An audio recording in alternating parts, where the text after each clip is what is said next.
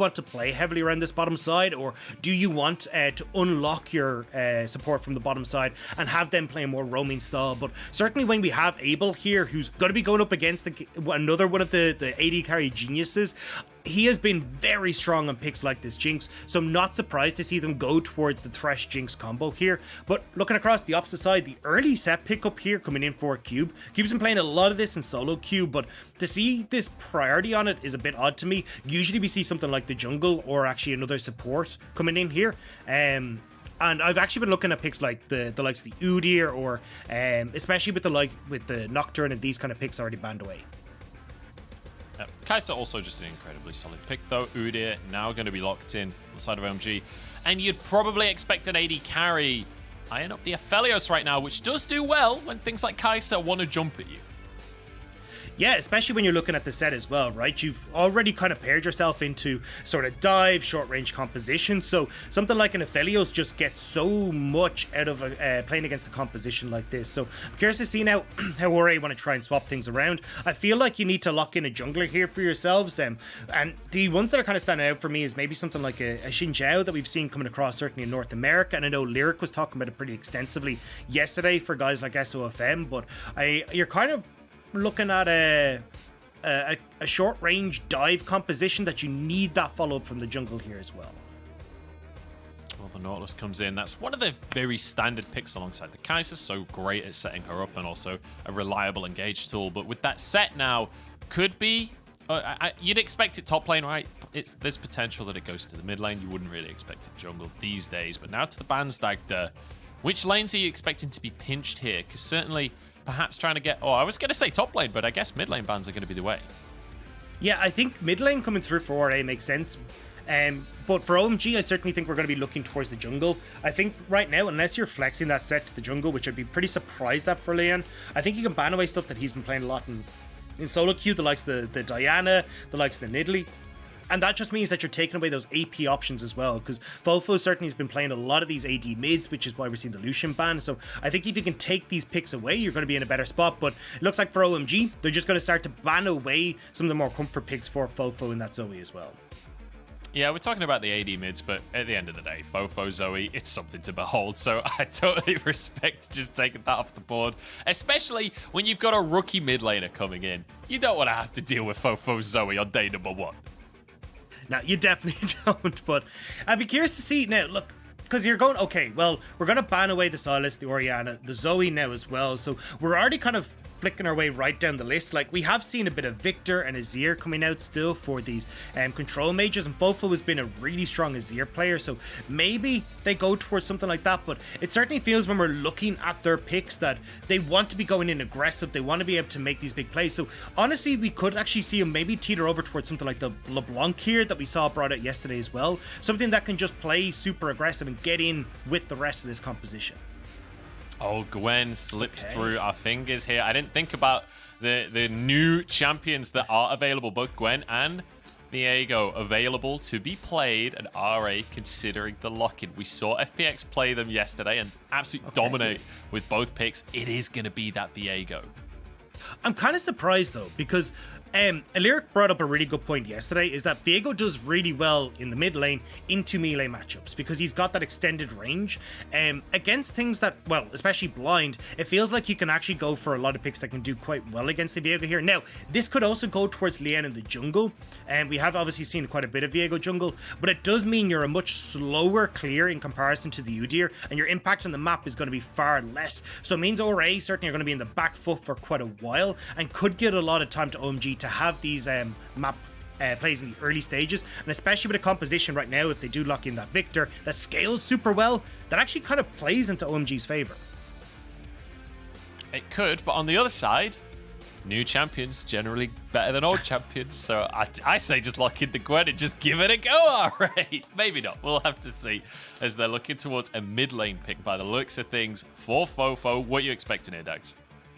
Yeah, I kind of want to see them pivot a little bit here. I feel like the amount of zone control that OMG has in this composition works super well for the likes of a composition that wants to go for this heavy dive, but it looks like they're just going to double down on with FoFo going towards this Galio. So this is an insanely short range composition that I think Aphelios do super well into. Viktor's going to get a lot of use out of his stuns, and then you've got the box and everything else that comes with Thresh, and even the zone control offered by this Wukong. It feels like ORA might have trouble getting into and onto the carries in certain situations, but it will be on Code to make sure that Abel, the new AD carry for OMG, stays safe in this game. Otherwise, they're going to be in trouble. So looking across the compositions, we definitely have two distinct different styles, right? But ultimately, they're sort of focused around the AD carries on either side, right? You've got an Aphelios comp with this Udyr or Wukong or Viktor, like very much scaling, very much playing towards the late game. But Aphelios in any composition is usually the star of the show. On the other side of the board, with a Sett, with a Galio, instantly you're looking towards the AD carry and that team setting up and trying to peel for the AD carry and trying to set up this Kaisa to be the assassin, as it were. Yeah, it feels like for ORA, their best way to try and play this is to start trying to use that Galio in a side lane to create pressure and draw members of OMG aside. Because if ORA are the team that are actually getting to objectives first, this team is going to have way more success. They can set themselves up for flank situations, and they're not going to be all coming in from one direction. But it feels like if OMG are the ones that are able to first get on towards these dragon fights and baron fights, they'll be able to set up wards, set up control, make sure that they're getting these areas where they can funnel the ORA team into unfavorable positions and use their zone control to their advantage. That'll be the question, is if they can use that zone control effectively. And I want to kind of reiterate the expectations for these two teams, because obviously RA, yes, they fell off towards the end of last split, but they still finished top 8, right? That's still actually very impressive in the LPL. There are 17 teams, so being top 8 is still a top feat. On the side of OMG, 15th place last split. They've changed things up. They brought in two new carries in Creme and Abel, and we'll see if they're going to be able to make these new carries work and change their fate as they jump onto Summoner's Rift for their first game of the 2021 summer split here in the LPL. It's OMG versus RA. And Dagda, you have to, in your heart of hearts, you have to lean the way of RA in terms of favorites, but I'm excited to see what this new roster for OMG can bring to the table.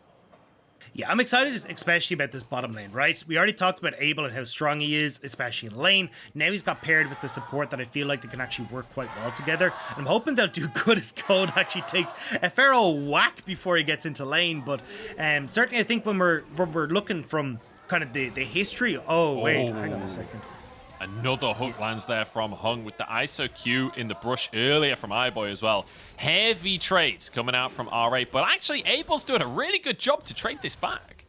Yeah, I've actually been really impressed with Abel when I've been watching his laning phase. I think his positioning is really good. His ability to trade has been exceptional. And this is how he actually ends up getting a lot of his advantages that we've seen in the LDL. Like, if you remember, we were looking at his stats before we came onto this. He looked absolutely stellar when it came to CSD at 15. He was first in the league with almost 12 CS difference at 15.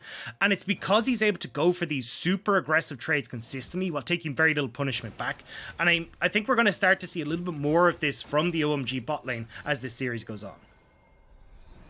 Yeah, looking across the runes as well, we do have a Predator coming on through from FoFo. So anticipate that he will roam a lot from this mid lane. He will get out to the side lanes.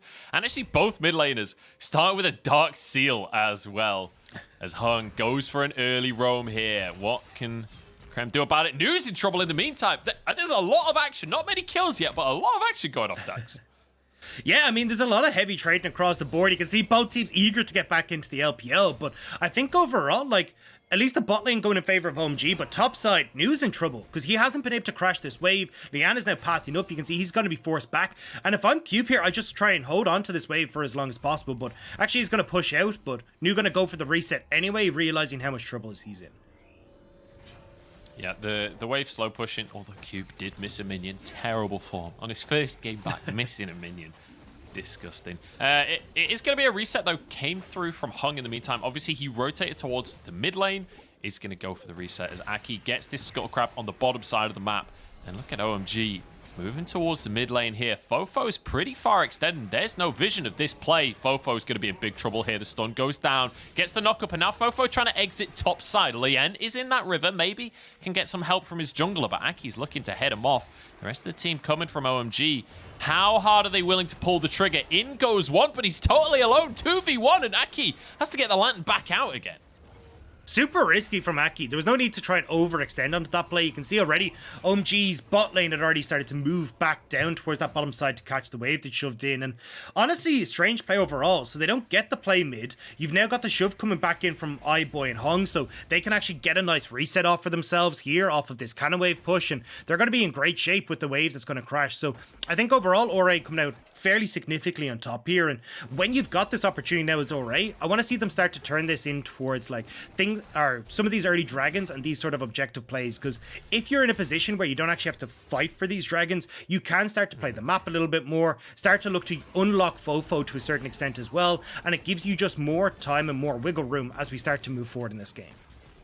Yeah, and especially against things like Viktor in the early game and Aphelios, like, you would hope that you can win the early dragon fights, because if you can't, you're just doomed. Cold making a play on the bot side, flashes forward, the death sentence lands, flash out from iBoy, but they're going to sacrifice Hung instead. They'll settle for that first blood going into the pocket of Abel, the brand new AD carry for OMG.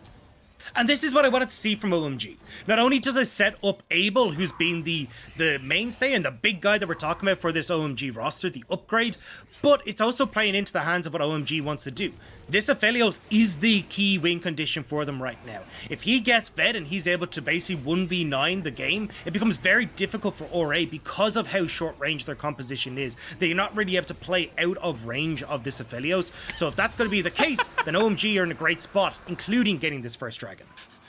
I just love that Abel and Cold walked over to the dragon to recall while Aki 1v1s the dragon. They just, you know, grab the popcorn out, just have a bit of a show while they head back to base. They're just in the background, They're just doing the odds in the background, going like, no, he got this. He definitely has this. It's all right. Yeah. Making bets on whether he has to early smite or not. They do manage to get the Drake, though, and they manage to get a recall. And importantly, they get some early boots here for Abel. Having an early kill on Aphelios feels damn good, as Cube is so confident in the top side that he's proxy farming. He's a level up on New right now, who is getting seriously bullied in the top side. Yeah, especially when you've got FoFo here, level 6. They were half looking for the dive, and it feels like for ORA, this is kind of their best place to try and play around, because certainly you want Leyan to have a lot of help coming through from FoFo, because at these early stages, this Viego doesn't have a huge amount of 1v1 power, or even a huge amount of gank. Like, the ganks are fine because of the stun, but the damage is pretty lackluster at this stage. So having this extra help coming through from FoFo can help snowball this Viego and get him to a point that he's happy. Now, Leyan looks like he is actually going for the Immortal Shield Bow route on Viego. This has been his traditional when he's gone in solo queue. It does mean that he's going to be able to get a lot of lifesteal and that kind of stuff, but I think actually in this game I would have preferred to see him go that Divine Sunder build. I think when you're a little bit tankier here, because you've got to almost brute force this short range composition, the extra health and the extra healing you can get, I think could have done a lot of work. But Leyan trying to get in here.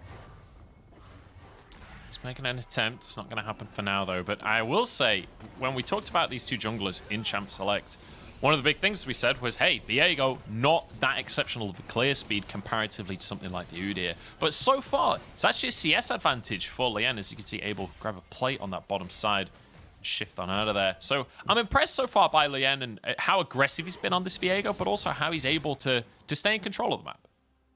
Yeah, and this has kind of been the big weakness when it comes towards Aki.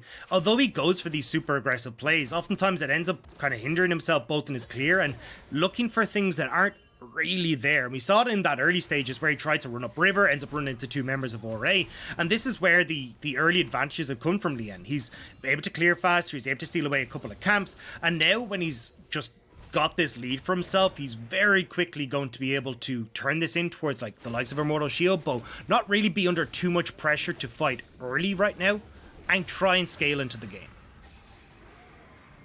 Speaking of scaling as well, when we've got Creme on this Viktor, part of me is a little disappointed that we didn't see like an AD assassin coming out from Creme, because that is, when we look at his 2021 spring record in the LDL, like his most played was Orianna, because Orianna 2021, like whose most played wasn't Orianna, let's be honest. But then it was like Silas, Akali, bit of LeBlanc in there, Yone, Kiana, Aurelia. This guy loves those kinds of picks. So hopefully we'll see more of that in the future, but certainly a safe pick with the Viktor start us off as the Herald is taken by OMG.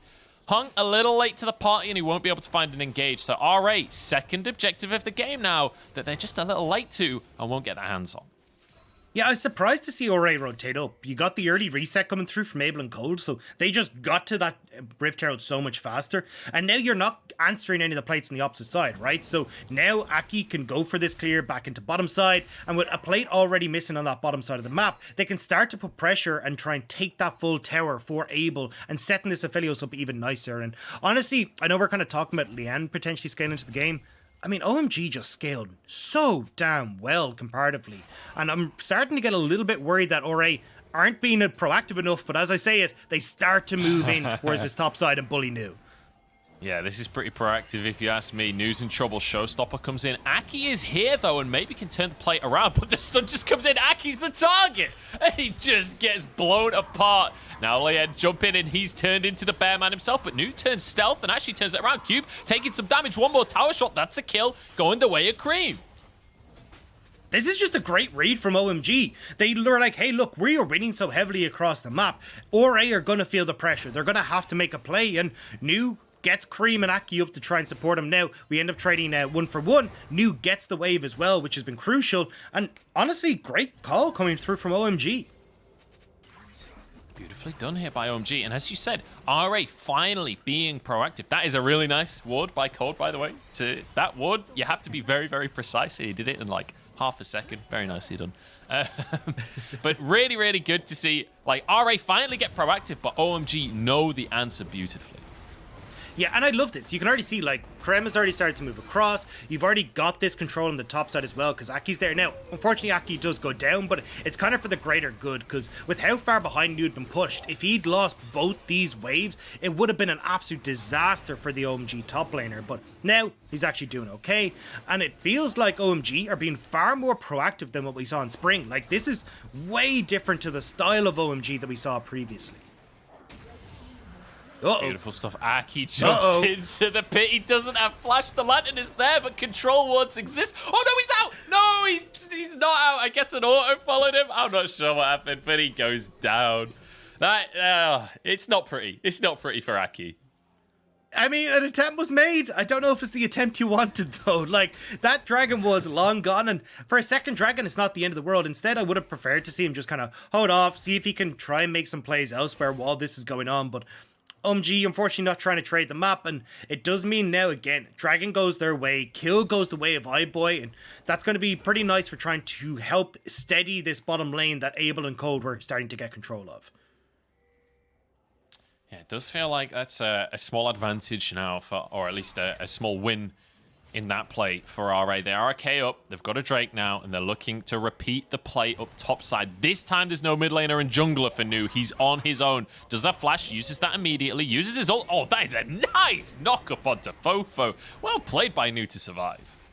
Yeah, and it means now OMG can actually make the cross map, so they end up getting two of the plates there, able to pick them up. Looks like they won't have the wave though to try and take the tower, but if you look in mid lane as well, one plate taken there, but Cube will answer with that play on top side. So you're seeing a very split map coming across the board here, right? A lot of the gold for ORA is going to be situated on Cube on that top side, whereas the gold is firmly on Abel and a little bit on Creme for OMG. And as we talked about, you know, the ability to control the zones in these fights, having Abel ahead of the play, so then he's getting to those three items where Aphelios really becomes unstoppable. This are in great shape. Taunt in the mid lane, there's a hook as well. Creme, what can you do? Just gets absolutely blown up. Leyan there to grab the kill as well, which very importantly, like when you've got a Galio mid lane, you don't want him taking the kills. Give them over to Viego. Yeah, I mean, they get the play on mid, Creme goes down, but bot side, or OMG do finish taking that tower, so looks like we're going to get a little bit of a trade kind of still going through here. I'm curious to see, though, I think for ORA, I would have preferred to see Cube starting to move down towards this bottom side. I feel like you consistently want to try and play towards your strong side. Oh! Ooh, good effort from Cold. It was a little early, but he predicted the dash there. Had he done that just a split second later, that would have been a beautiful hook. But coming back to this point, I think playing towards Cube is what you really want to do here as ORA. And if you're putting Cube on that bottom side, it means that you can actually look for the next tower. It means you can keep yourself in getting these towers down and starting to open up the map. So, you know, FoFo can play off in a side lane reasonably well. Cube is going to be a monster off in one of the side lanes too. And that's how you can start to open up the map and force OMG away from these objectives so ORA can actually start to pick them up.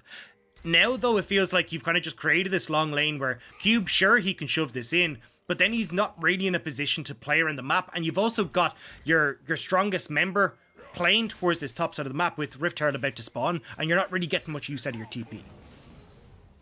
Yeah, and speaking of Rift Herald, look where OMG are. Everyone just making a beeline up towards the top side. Creme, has the TP available as well. So you expect that OMG should be the ones with priority on this one, should be able to get this without any contention. And when we look at what we set out for these two teams, it was about OMG kind of playing it a bit safe in the early game and scaling into this one. But it feels like OMG have grabbed control of this game a lot earlier than we were expecting. And for RA, that's really bad news. But when it comes to mid-game fighting, with the amount of CC they have, it's not over for RA yet. No, and especially when OMG are starting to aggress towards objectives like this with Aura in the vicinity, this is where you could find your moment for Aura. Like, even when you look at the build, FoFo has gone for a very supportive build, so a lot of that damage has to come from Leyan and iBoy, who are actually in a reasonably okay spot right now. Although, as I say that, iBoy hasn't actually finished his mythic item yet, so a little bit behind the curve, but still enough of a pressure to bully OMG away from this Rift Herald, and they will be able to take it for Aura. It's okay if iBoy doesn't do that much because they have Viego, which is a very recent champ and therefore completely broken. He counts for about 2.5 champions once he gets a shield bow, so I think they're good to take these fights regardless at this point. They do have themselves a 2,000 gold lead as well. Leyan jumping forwards. He's stealthed right now and has that herald to use mid if he should so choose, trying to defend the ward, but I don't think that's one they can really contest for now. But Drake up in 20 seconds here, Dagda and OMG grouping like they want to fight. Oh, yeah, Hook Q actually with the comes TP out. Here's now. the TP as well. Galio all across the team. There's a knock-up onto Aki, who dips out the back of the play. Hung goes down, though, just blown apart. Now Showstopper into the fray, but Cube's completely on his own. Nobody following up on this one. As Abel's over the wall, chased down by the rest of the team, and RA get the kill. Heartbreaker to finish it off as Aki, desperately escaping. New saves his life and bonks Cube on the head. But I think RA will still get the Drake. That looked like such a good fight to start things off for OMG, but Abel just goes that little bit too far forward, gets collapsed on by 3 members of ORA and isn't able to get away from there. So now Leyan, nice and healthy, will get this dragon as a prize for ORA. It's beautiful to see RA still holding on to control in this game, managing to get themselves a second Drake here. This will be their second one. And again, as I said before the fight, a 2,000 gold lead. It was 2 kills for 2 kills. So in terms of the gold lead, not much has changed. But that Drake gonna give a small advantage in favor of RA. Unfortunately, it is a Cloud Soul, so Drake's not gonna be the most impactful. I love how OMG start off this fight though. Watch how they start to move back into this choke point, so then it makes it very difficult for this short range composition of Aura to fight. But here's the problem. Abel moves forward and 3 members of Aura instantly jump on him. Wasn't expecting 2 more members to come out of the bush there. And from that point forward, your main damage dealer is gone. You've already lost Viktor as well, who's gone for the Everfrost build, so not really having any damage left. Hang on. Means Aura can take it. Plenty more still going on. Leyan now going to be in a bit of trouble, but I think he's got away with this one. And yeah, you're absolutely right. Abel jumping forwards, he sees Leyan's low health bar. He's like, oh, I'm going to get a kill on this one. Then suddenly it dawns on him. It's season 11. He's about to get a shield for half of his health. You don't get a kill here. Yeah, a little bit unfortunate. I feel like you have some unresolved issues. Do you want to talk after the show? Are you okay? I don't want to talk. I just want to build the shield breaking item. That's all I want to do at this point because there are way too many shields. Let's just say that. Viego is in a hell of a spot. Onto the blue buff. Leyan looking to contest this one. He stealth FoFo's in trouble. That Moo gets him. Easy solo kill. Just absolutely destroys FoFo. Yeah. And I'm like, you're not really going to be able to trade back as FoFo there. No, actually, nice job there from Code to save Abel, but you haven't got a damage build, so you've actually got nothing you can do.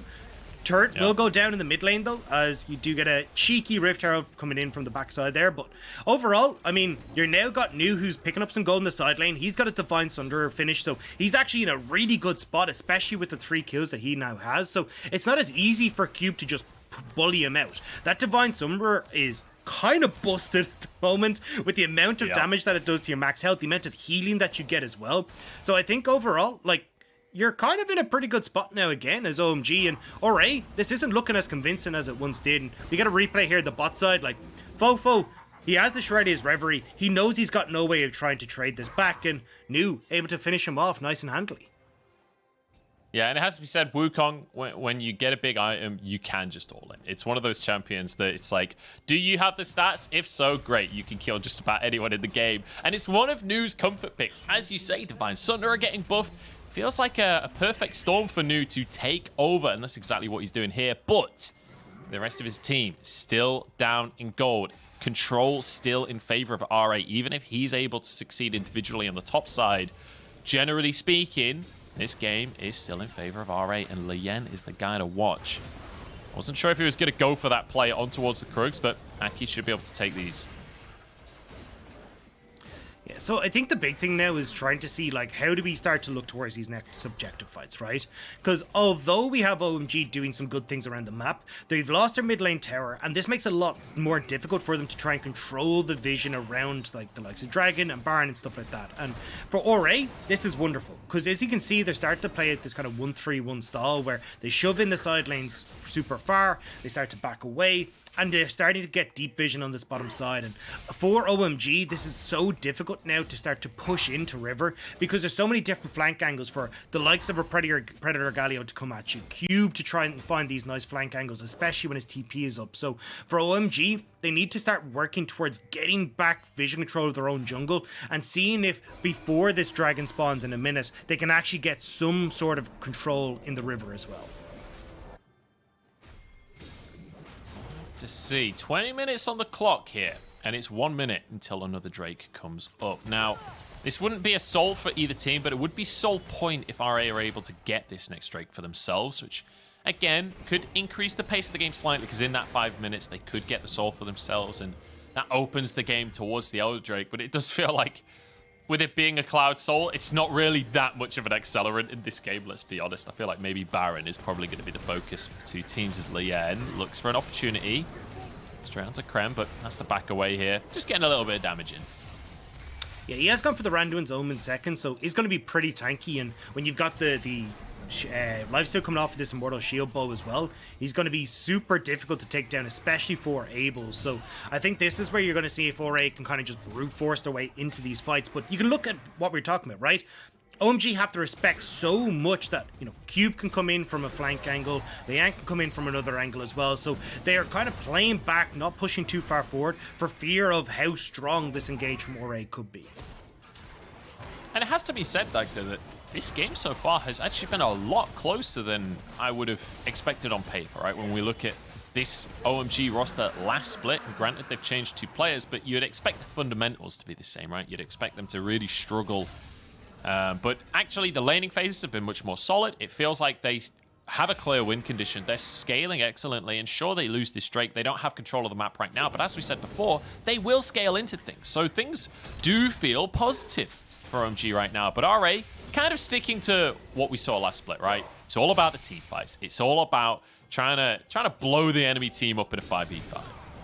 Yeah, I think for OMG, they're kind of hoping, hey, look, we're near the Infinity Edge for Abel. That's the breaking point for this Aphelios, where he's going to be in a super strong spot. You're still waiting on the Hysterics gauge to be finished there for the Wukong in the top lane, so they're not trying to, like, you know, jump the gun. They're not trying to bite off more than they can chew right now. They're very aware of how close they are to their breaking points, and honestly, it's a little bit more positive for OMG, but still, it is giving control to RA, right? So now they still have control of the side lanes. They're the ones that are on soul point.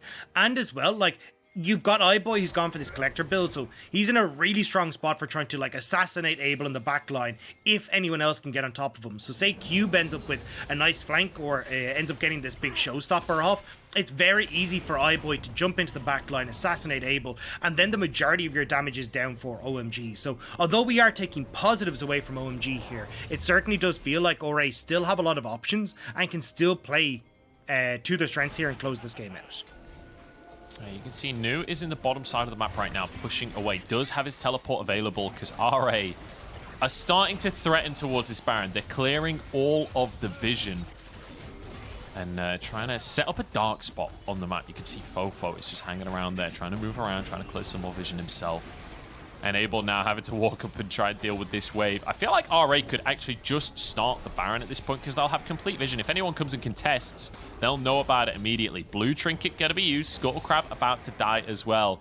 And you can see how much pressure OMG are feeling in this situation. They're desperate to contest. They're desperate to fight for some vision. Hung goes in. So does iBoy. Knock up onto Abel. He is eradicated. And now the rest of the squad just desperately trying to escape. Leyan starting to get the possessions out. He's playing Thresh and he gets himself a death sentence. There's 2 Threshes in the game and Leyan's the best out of them.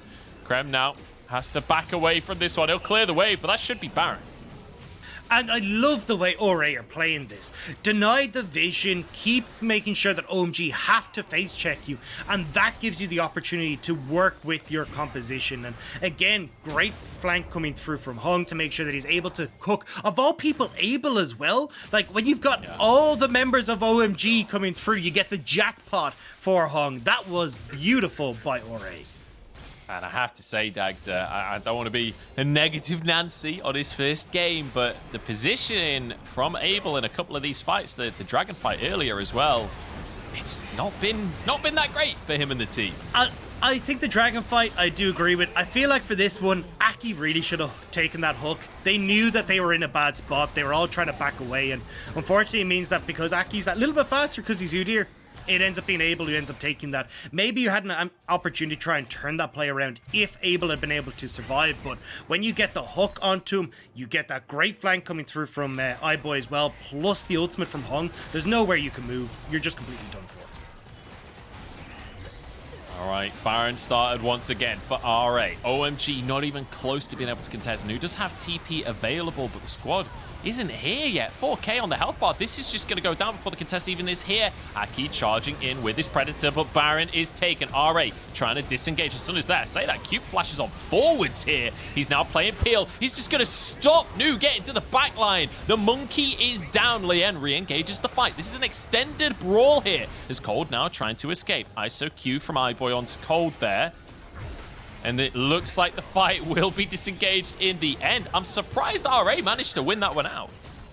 Yeah, just about able to get the kill onto Nu. Still dangerous though. There's the flank though. Oh, the TP's behind. Everyone is beautiful as the Collector gets iBoy a double kill. Leyan wants a little bit more as Aki desperate to escape. Cube toys with the idea of a dive, but you know what? There's a Dragon Soul coming up in 30 seconds. There's a tier 2 in this mid lane. They've got the Baron. RA, they've got everything they want. That was gorgeous from FoFo. Spotting that ward, cutting off the escape route, and now ORA, they again have full control here. They're able to push in these side lanes. They're in such a good spot with the Baron as well, and it looked like OMG had maybe been able to, kite back, get some distance for Abel, but FoFo completely shuts that down. Beautifully done, and the double TP as well to make that play happen as FoFo and Cube get the flank off. That'll be the Dragon Soul, which again, not the most impactful soul, but having 3 Cloud Drakes, that is impactful. Having your Galio ult on such a low cooldown, and your Sett ult as well, these big playmaking ults that make these big fights happen, that's a big deal for RA. They're definitely set up for success now. And iBoy also, when he uses that Killer Instinct, he also gets a huge speed steroid, can zoom around the fight. So it's like we've got 17 different Predators in the game now. Yeah, I will also say this becomes really difficult for OMG just because their wave clear is kind of meh. Like, if you're sitting out in like a 1-3-1 style, which we can see Ora starting to go towards, Viktor's the only one that can really try and clear out these waves. Abel has to go way too far forward, same when you look towards New, and it just leaves them so vulnerable to any sort of play that Ora wants to make. So this is now Ora in a really strong spot, and it's going to be quite hard for OMG to try and defend this. Feels like Leyan as well is having a bit of a new year, new me kind of moment here because he's dyed his hair blue and he stepped up on Viego and he is dominating on the Rift as well. This is a fantastic first game of the split for Leyan. 5-0-4, almost 100 CS up as well. And now the siege can begin. As you can see, Cube is in the mid lane. Hung could be caught, but nice little anchor toss to pull himself out to safety. And again, they're playing with Baron. They can play this fairly slow. Only 20 seconds on that Baron, though, so this will be the last wave that they get the buff spawn. It feels like OMG might be able to defend unless the dive is threatened. It's going to be the stun thrown out. The wave will be cleared, and it looks like they'll hold on to the base for now. Hook goes on to iBoy, but the cleanse is there. Cold now knocked up and taken down instead. Beautifully played by RA. Yeah, now they can just look to close out this bait or get the tower as well. Going to be able to push in, get the spot on inhibitor. Like, that was so well played by Ora, especially just as the Baron was about to run out.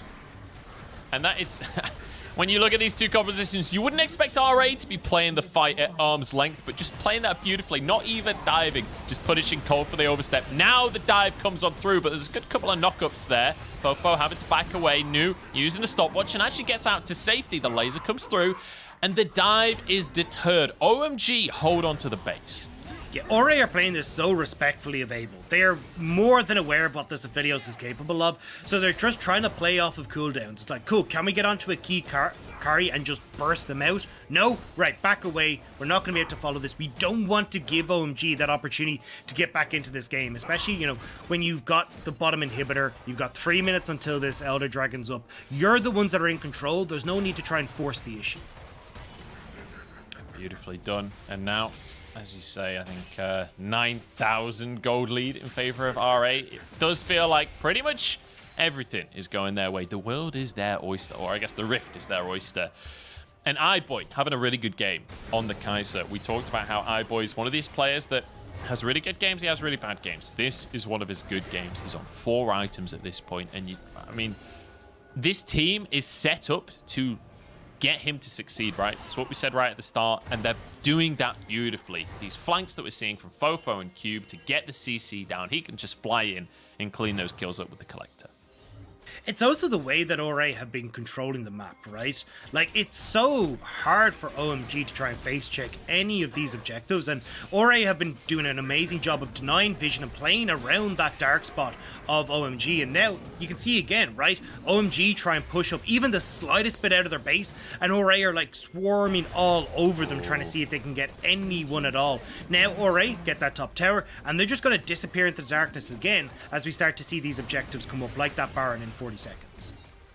Yeah, I saw New hovering in the base then. I wasn't sure if OMG were going to go for sort of desperation TP play, Abel clearing out. Now, you mentioned breaking points earlier on for OMG. We've got 3.5 items now for Abel. He's got that last Whisper finished off as well.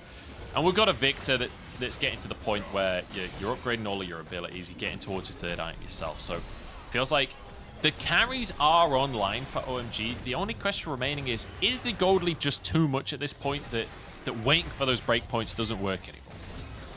I think Abel is big enough where if they get the right fight, certainly OMG can turn this around. Like, an Aphelios at this stage is insane, especially against, again, we said the composition already for Ora, very short range, and if you're hitting multiple people with the right guns, you can turn this as Abel. But Ora aren't giving them the opportunity. You can see here, the second Baron's up, they're running back in towards it, making sure they can pick it up and get out of dodge before OMG show up. Oh no, the Moonlight Vigil goes wide. Here we go, knock-up is there. Chaos Storm ticking away as well. This could be the fight as Cube flashes into the backline. New 1 HP showstopper over the wall. It was stylish from Cube, but he might answer with his life as Aki chases him down. It's messy, but Chaos is exactly where RA thrive. A double kill for iBoy as they chase down Creme, the last player remaining. Actually, Aki escaped up on the top side as well, apparently. As FoFo just looks to chase this one out. Hug tanking the tower. Oh, he has a stopwatch. He's going to survive. And now Cube has somehow made it into the face as well. There's another kill for RA as they'll finish this one off as quick as you like. I mean, look, it was a solid attempt from OMG, but unfortunately for them, Abel got stuck over the wall. He wasn't able to follow up on that fight, and last-ditch effort means that RA will take game 1. Beautifully done here by RA. A comfortable win after, you know, the early game. First strike went the way of OMG. I wasn't entirely sure